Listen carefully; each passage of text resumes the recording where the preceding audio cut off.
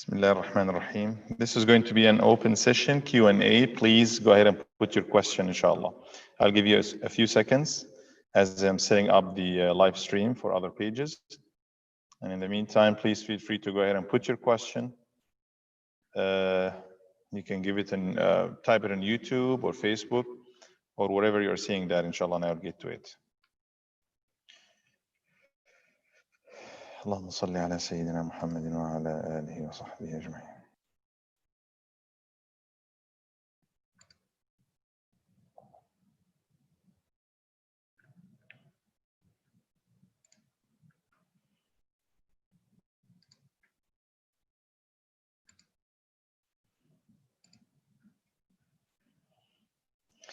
أعوذ بالله من الشيطان الرجيم. بسم الله الرحمن الرحيم. الحمد لله والصلاة والسلام على خير خلقه وسيد رسله سيدنا محمد وعلى آله وصحبه. All the hamd, all the praises for Allah subhanahu wa ta'ala, and we send the best of peace and blessings to the soul of our Prophet Muhammad sallallahu alayhi wa sallam. This is inshallah going to be an open session, a Q&A. Please feel free to put your questions in the comments and I will get to them inshallah. So again, this is a Q&A. You can go ahead and put your question inshallah. And I will look at all the questions inshallah and get to them bi'idhnillahi ta'ala. I have a couple of questions from before. Bismillah.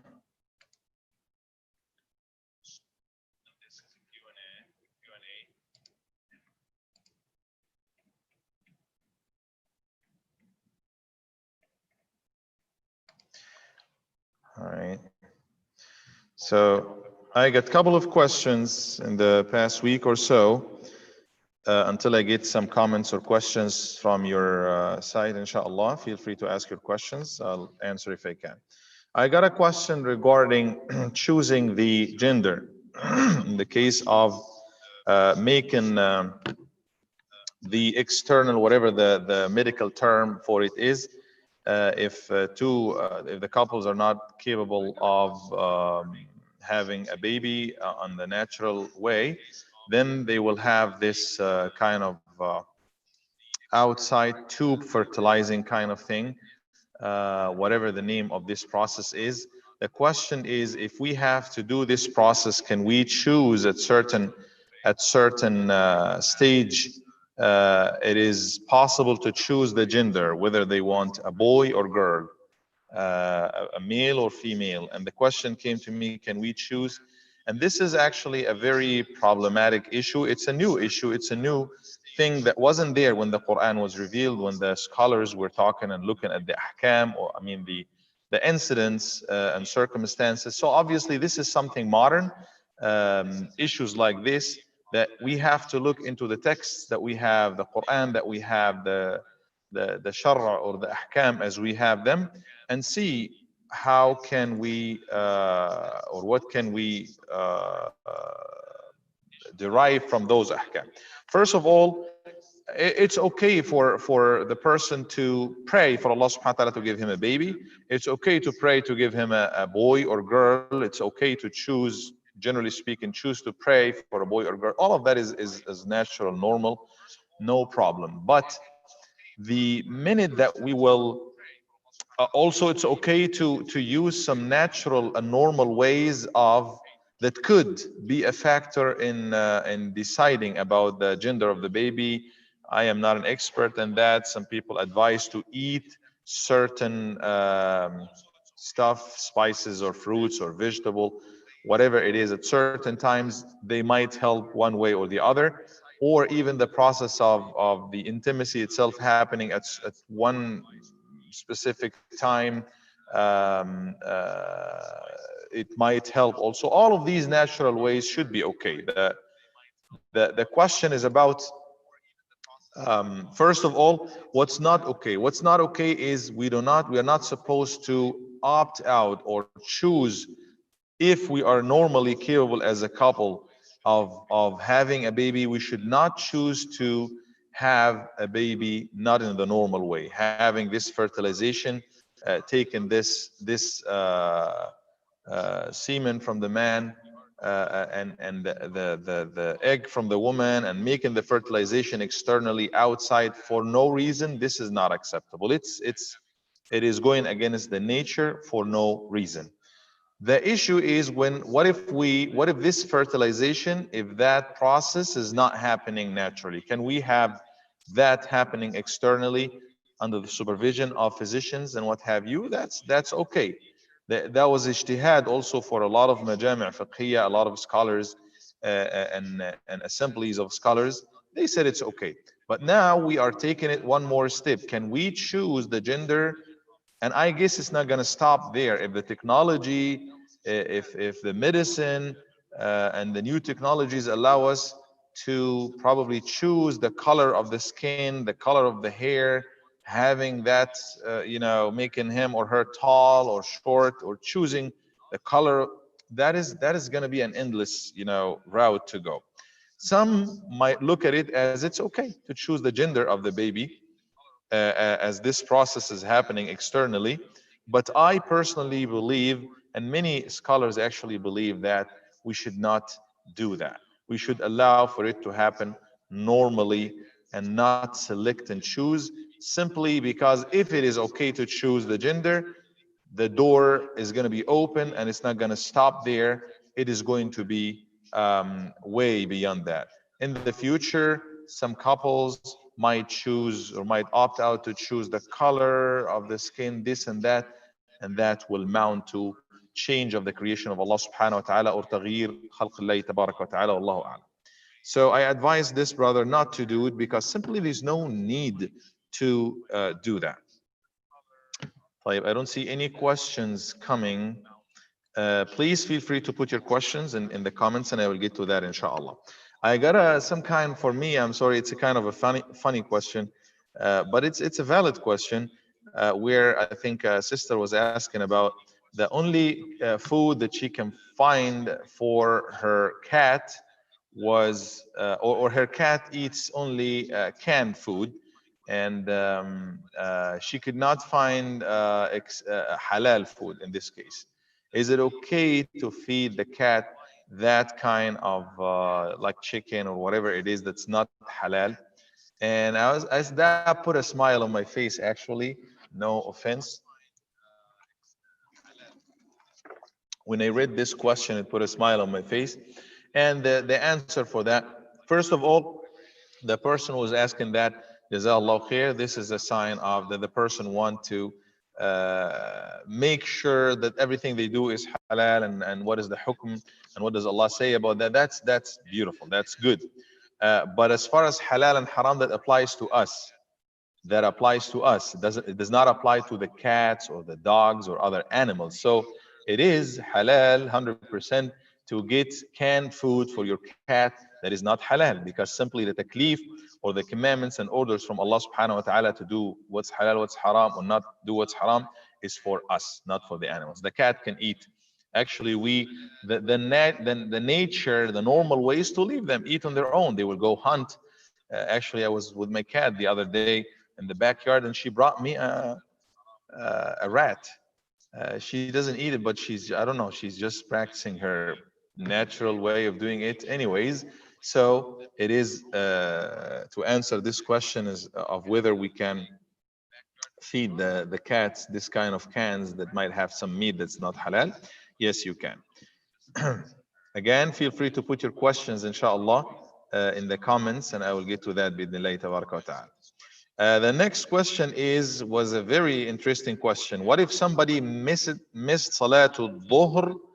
This person did not pray Dhuhr prayer, and then it's Asr. The next time for the next prayer came, it's Asr. And the time of Asr is almost up. It is almost sunset. The next prayer, which is Maghrib, will be on in a couple of minutes.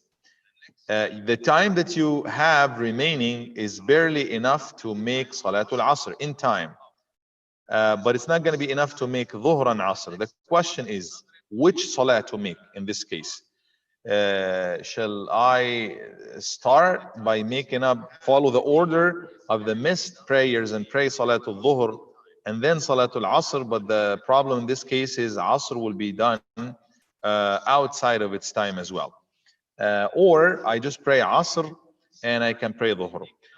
Both ways are very valid, and we have scholars who are arguing both ways. Imam Abu Hanifa and others who paid so much attention to the order, even when you are making up for the prayers, you have to do them in the same order. They will obviously give that the priority over even the time itself if it goes past the time. So those scholars that will look at texts that pay attention to the order and the action of the Prophet ﷺ, always doing the salah in order, they will say that you have to pray dhuhr first. You miss dhuhr and asr. You pray dhuhr and then you pray asr after that. But the other scholars who would not look at the order in this case, but they will give the priority to the timing. The time is almost up, and this time is mainly for asr. They will say, like Imam Shafi'i and others, they will say that in this case, if you have just a few minutes left, barely enough to make Salatul Asr, even though you miss Dhuhr before, what you can do is you can pray Asr, at least catch one prayer in time, and then you can make up for Dhuhr prayer. Whichever way you use should be okay. Inshallah, I believe it's better to catch this Salah in time, Salatul Asr, and then you make up for Dhuhr that was missed anyway. Again, feel free to put your questions. If you have any thing that you want to ask about, feel free to do so in the comments right now. I'll get to that, inshallah. The next question is about the dog. I received the question, and somebody shared a fatwa from the Grand Mufti in Egypt saying that the dogs are 100% okay to have, and there's no problem and what have you. This is a very problematic issue as well, and especially for those dog lovers and everything. The issue of the dog has multiple layers. It's not just one dimension. One aspect is whether the dog is najis or not najis, whether it's pure or not pure, and what level of najasa, what level of impurity it may have for those who believe it's impure. And then whether it's pure or not pure, what is the hukm of having it? We have many hadith talking about different things. Majority of the scholars of the al-madhahib al-fiqhiyya, the schools of thought, they will believe the dog is najis, najasa mughallada. It is impure, and the type of impurity of the dog and the swine are, or the khinzir, yani the pig, they are type of major najasa that if it touches you, you have to wash your hand, you have to wash your clothes, and if the dog licks in your plate in a specific, you have to wash it 7 times, one of them with the dust, as explained in the hadith. One madhab though, madhab al-Imam Malik radiyallahu ta'ala anhu, one of the schools of thought, that's Maliki school of thought, they believe that actually the dog is pure, and they have their own methodological way of understanding and interpreting the hadith, and they do not believe that we are forbidden or we are directed to wash because of najasa, because of the impurity. It is just because of one reason or one cause that we do not know simply, and they have a strong opinion actually when it comes to the impurity in a specific yani. They said that we can hunt. Allah subhanahu wa ta'ala said, if we teach those dogs to hunt and we send them and we say Bismillah, فَكُلُوا مِمَّا أَمْسَكْنَا عَلَيْكُمْ, we can eat of whatever they catch for us, with the conditions, with the prerequisites and what have you, that is to be followed. We don't have to wash this. There's no order to wash this. And if it's najis and it's catching for us, so we're not ordered to wash, then there is a problem understanding this. But in any case, majority of the scholars, based on many hadith, that we have to wash if the dog is to lick and all of that, they concluded that al-kalbu najis, or it has impurity, and we are not supposed to have it not have it close by. But if it touches you, especially with those, or specifically with those wet parts, if it smells you, sniffs you, or with any wet part. The najasa is mainly in its saliva, in its liquid, any liquid that comes from it, not from the outer skin or the layer or something. طيب. That's one level. Whether it's pure or impure, that is one topic. Having it or owning a dog, having a pet as a dog, that is also problematic, because we have one hadith, the Prophet ﷺ said, whosoever got a dog, unless it's a dog for guarding the house, guarding the farm or what have you, or kalba sayd, or it's for hunting, every day that passes by him, two amounts of reward will be decreased from his account. Basically, he's losing on hasanat.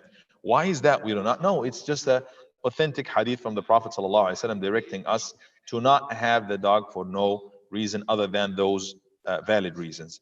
Now, if you love the dog and you want to have it, then you want to make sure that you're following one of these causes.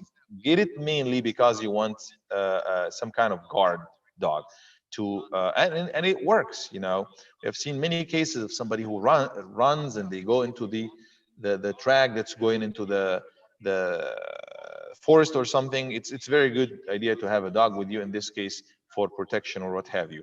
But have the main one of at least one of the approved reasons to own a dog in the first place, and then you might easily follow these precautions, especially for those who have house. You can keep it in the backyard or front yard, not allowing it inside, because there is a hadith talking about having a dog inside, just as a pet, inside the house, and that Jibril did not come because of this specific dog being in the house, and other hadith that, even though some scholars they have their own understanding, but I don't think you want to take the chances, because in one side, many scholars, majority of the scholars, they will say, based on the hadith, you will be losing in the reward.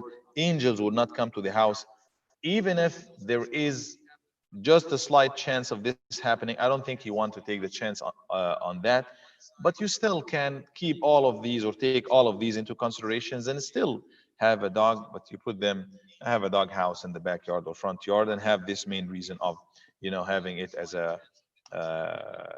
as a guard, as a dog to guard and protect or defend you or something.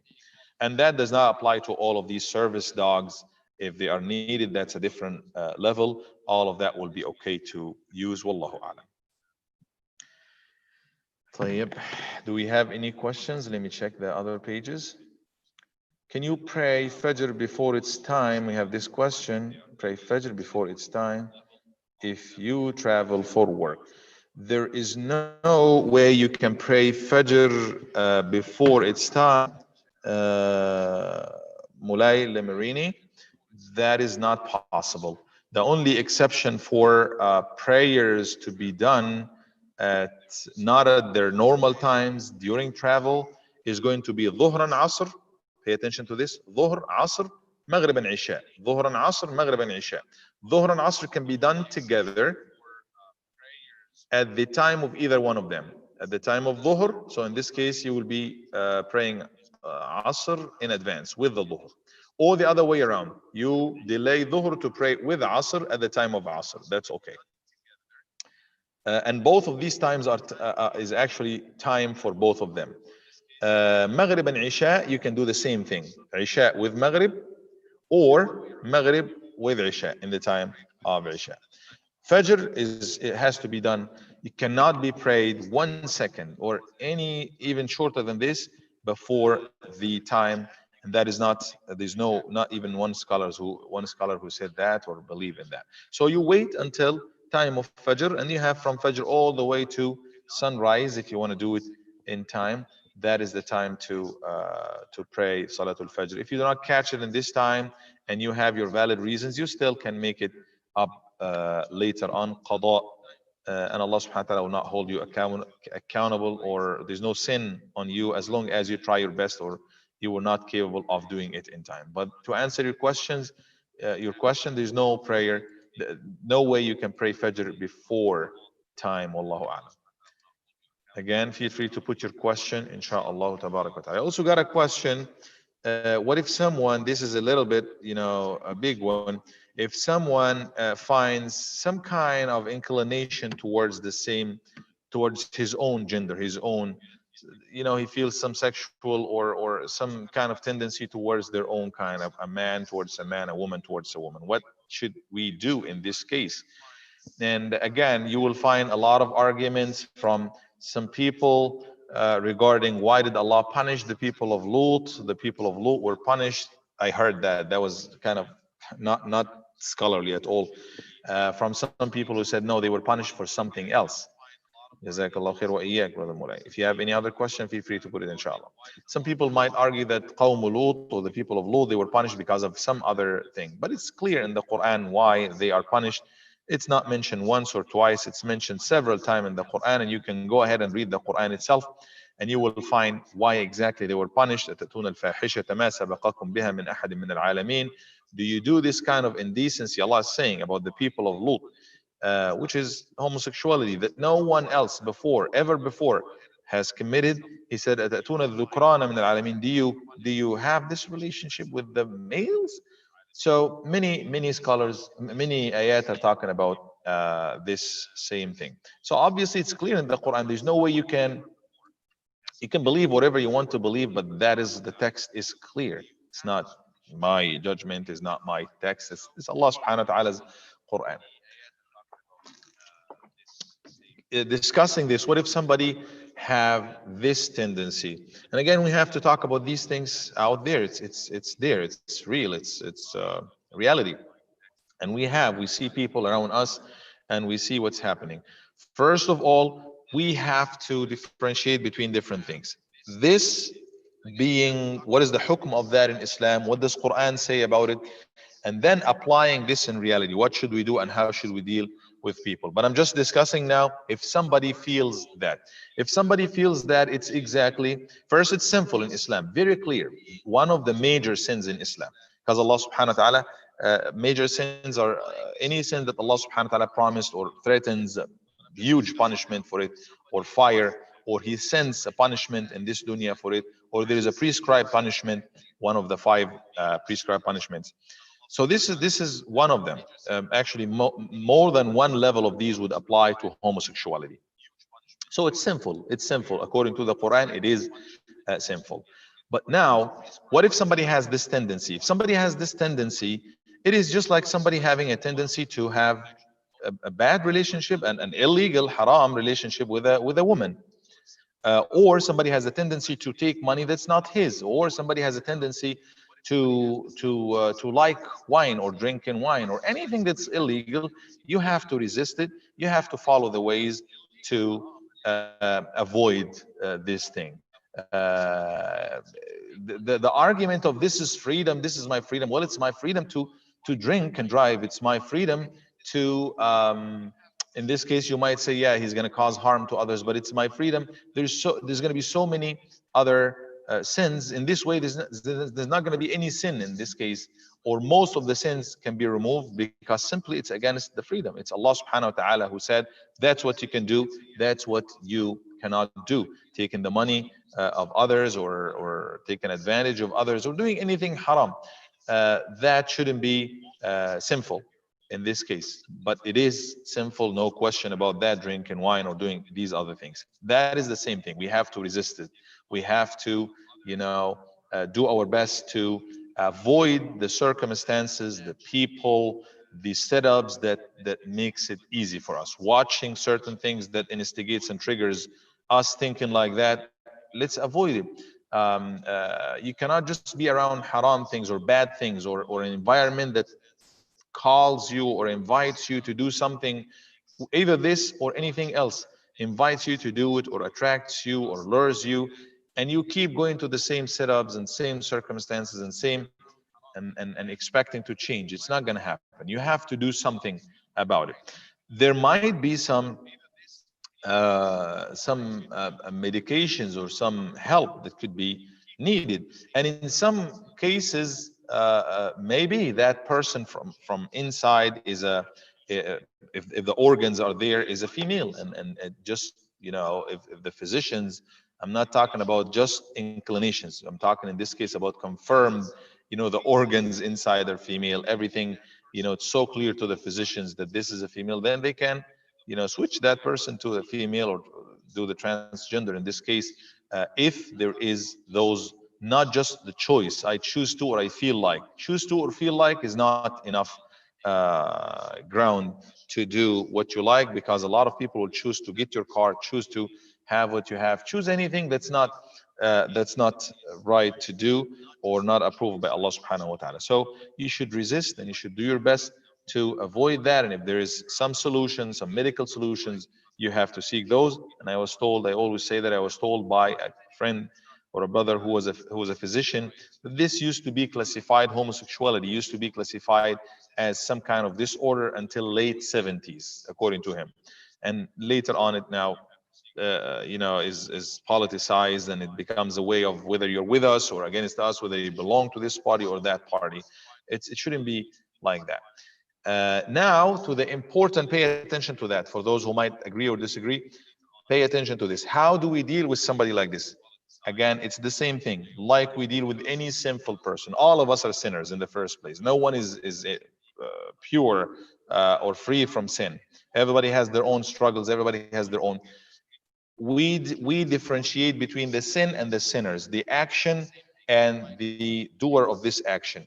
The doer of this action, as long as they are keeping this to themselves, if they start propagating it, we believe we cannot propagate or stand for something that's against our faith, that we believe is sinful. But we stand for this, the right of that person to live, the right of that person to even believe what they believe. I'm not going to support something against my faith, but I believe that everybody is free. If somebody is even doing some sin, as long as they are hiding and not spreading it and not propagating it or anything, what can I do for him? It's between him and his God. I advise, if I can advise, I say clearly what I believe is right, what I believe is wrong, what my faith is about, what my deen and religion is about, and it shouldn't hurt anybody because I'm not hurting anybody. If somebody's doing that, if he comes to pray with us, he's welcome. I mean, we do not ask everybody. We're not policing in here. So some people think it's against. It is sinful in Islam, but it does not make the person outside of Islam. That's another thing that many people mix the cards together. Oh, you do that, you're outside of. So who said that?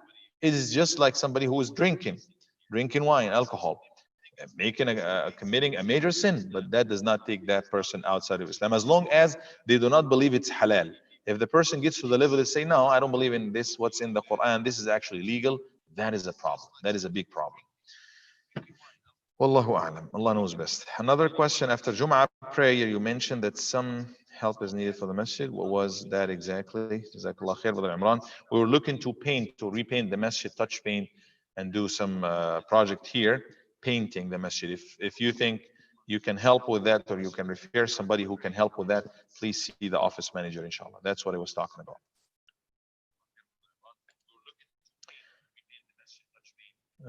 نسيم عياد وعليكم السلام ورحمة الله وبركاته أخي.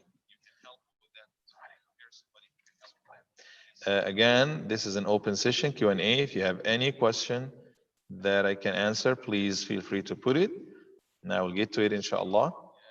If not, we will conclude, inshallah, tabarak wa ta'ala.